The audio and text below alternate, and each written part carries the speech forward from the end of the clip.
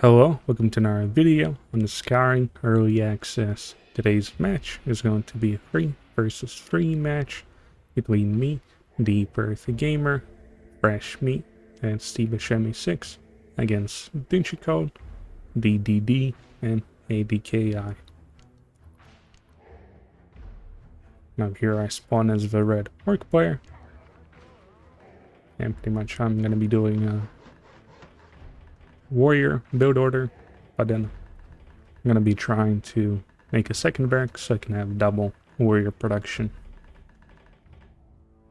And over here, my first ally, purple orc, the Buscemi 6.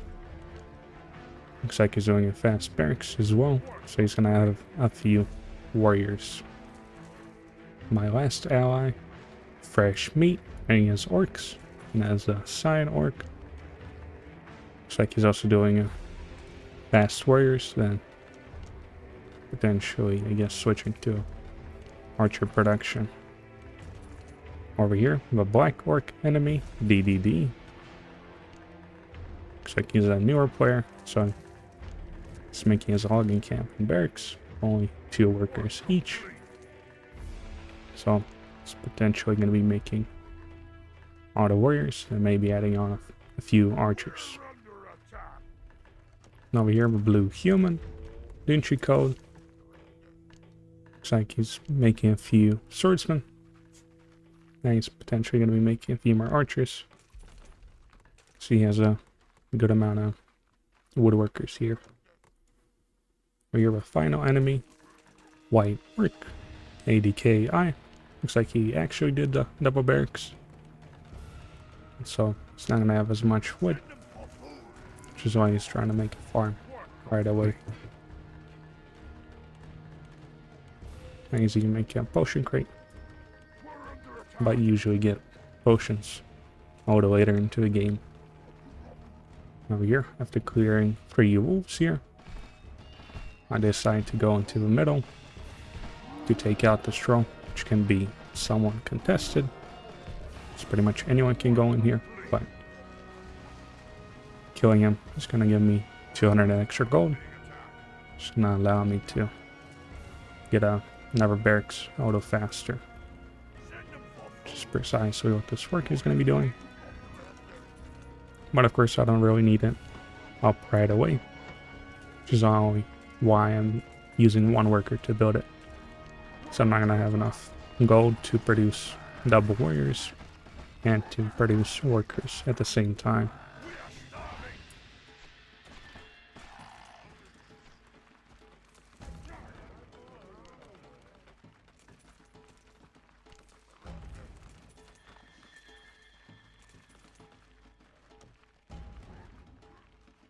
Looks like blue and white player might be working together, so they're fighting these neutrals. So they might be thinking of doing a attack as 1 big army. In the meantime, this newer player is making another barracks, but of course maybe doesn't know there's wolves here, so usually newer players sit in their base instead of killing some wolves so that their army can level up a little bit. It's like Sign player is also making a second barracks. Doesn't have as much of an army. I already have a good amount of warriors. Cleared even more goblins here. Try to take this outpost.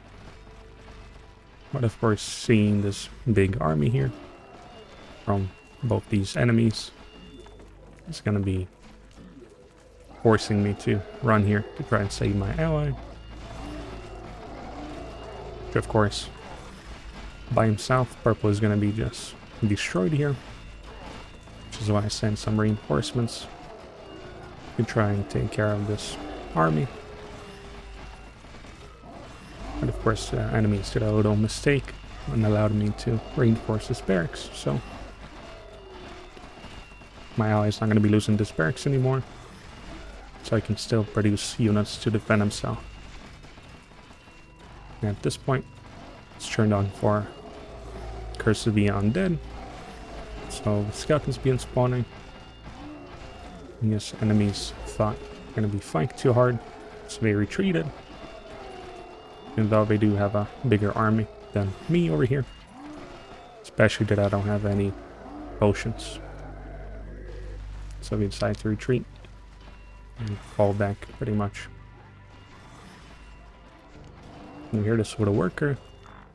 It's gonna be most essential unit in this match. So he's gonna be making potion crates for my warrior army. So at this point I have all the potions. And I mean enemies can't really attack me. Or they could have attacked earlier when I had no potions. Potentially killed all my units. But this way we're gonna be dying a little slower now, thanks to the potions. So here I'm killing some goblins. Enemies are attacking again. And I have double production, but some warriors here to defend myself from skeletons. So they're going to be arriving here a little late. Now here we can see the white player. It's going to be destroying my potion crate. But I did manage to take a few potions before I was destroyed.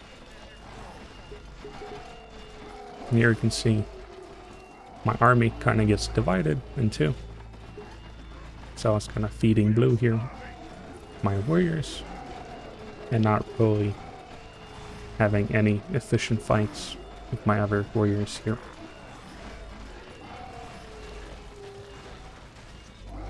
But eventually I do send out my reinforcing warriors, which are going to be helpful in defending the space. Especially that I only have like roughly 7 or 8 warriors here.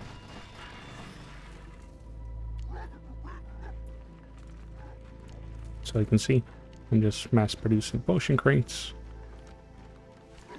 So I'm going to be always filled up with potions. Sending out first my reinforcements. Getting a shield ability, so potentially survive against mass archers from a blue player. And at this point you can see even the black player is deciding to help out his allies. He is somewhat trying to fight with his allies as one big army, which can be very overwhelming with very few archers that my ally has and just one big army of mine. So here I begin expanding. It's mine as well. Even my allies expanding. Even blue and white. Here this is round 2, where I begin trying to hold here my huge army of warriors. But of course, there's 3 enemies here, blue, white, and black, against all my warriors and a few purple archers. So we are going to be eventually losing here. But here, Sign does send a few reinforcements here. So he's going to be soldering a few archers. Just going to be pinning down the enemy. And of course here, the white retreated, which allowed us to just annihilate the whole army of the black player here. Which is going to be very costly for the enemy. So at this point, they decide to retreat. Because we have even less units now.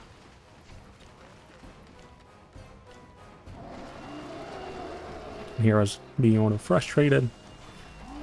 Because there was 3 players here. And there's only me and purple fighting here, so I thought Sign would be doing something. Maybe attacking black player. Or maybe helping us.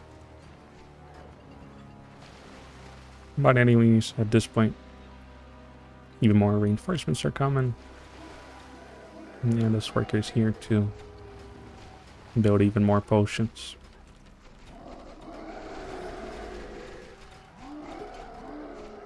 So over here, begin trying to fight.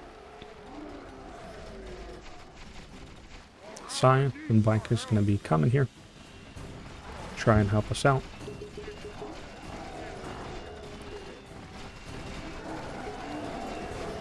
And here you can see I begin sending out my warriors to distract the blue archers, which is then going to allow my ally to kill all these enemy warriors.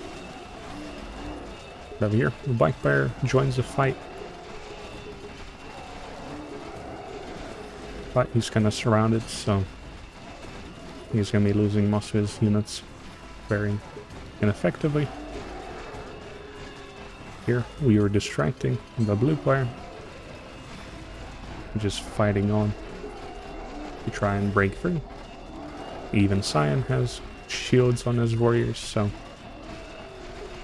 now it's going to be very hard for the enemy to hold on.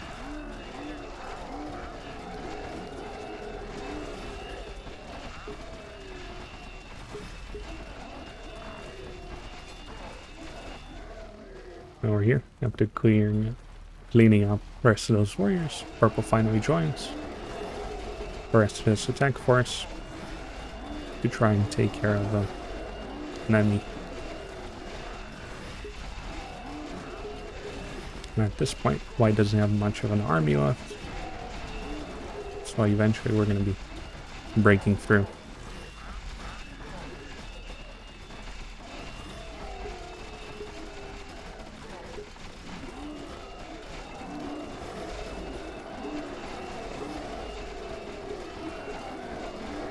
Blue does desperately try to run with his archers, try and be effective, but it's a little too late. Over here, Black sends more units to try and stop us, but with the help of these cannons, we couldn't really do much.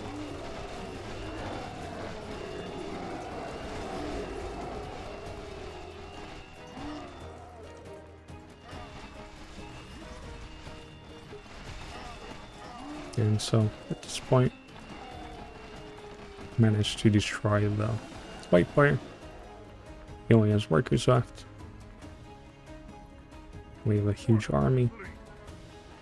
So I was able to save my ally against that little early aggression. Thanks to double warrior production, which can be very effective with the help of additional potions that a single worker can build, which can change how effective battles work out, I guess. So at this point, we just continue attacking. Enemies don't really have much left to fight, so they decide to surrender. See the results.